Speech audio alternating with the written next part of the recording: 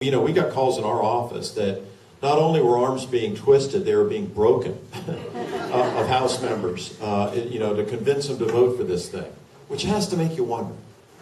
You know, it's like, what's really driving something that maybe they don't like that much? You know, the House didn't want it to go back to the Senate for a simple reason.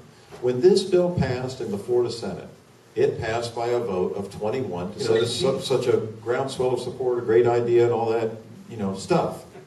So then it goes over to the House of Representatives. And the decision is made, maybe even against the will of some of the leaders in the House, that they're not going to take any amendments. And so they wouldn't take any amendments because they knew if it went back to the Senate, Vicki, the odds are that that 17 was going to get higher and higher and higher. And there's a reason. The reason is you. The people. The people spoke. The people spoke loud and clear.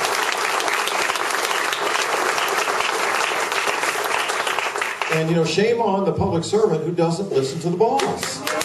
You're the boss.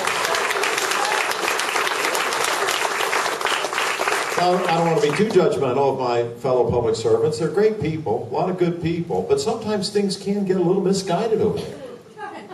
Really, it happens in life, And I really believe in my heart that when we're in the legislative session over there for 60 days, most people in Florida, number one, don't even know we're there and don't really care.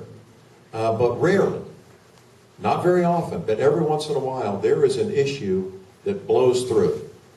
And like a cannon going off, all of a sudden people get focused on it. This was one of those issues.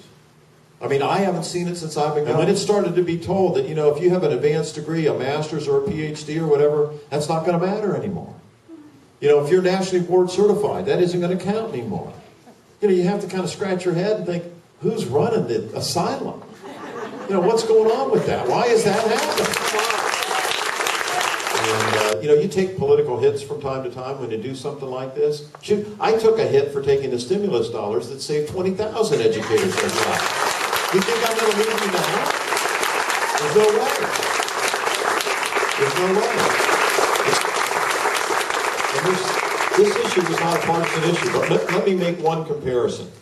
A lot of people in my party were very critical of the other party and the health care legislation that went through and said, you know what, it wasn't done right. They just rammed it through. They didn't let people come and talk about it and, have a good open discussion about it. And then a month later, we come back to Florida and we see the same sort of thing in Tallahassee regarding education.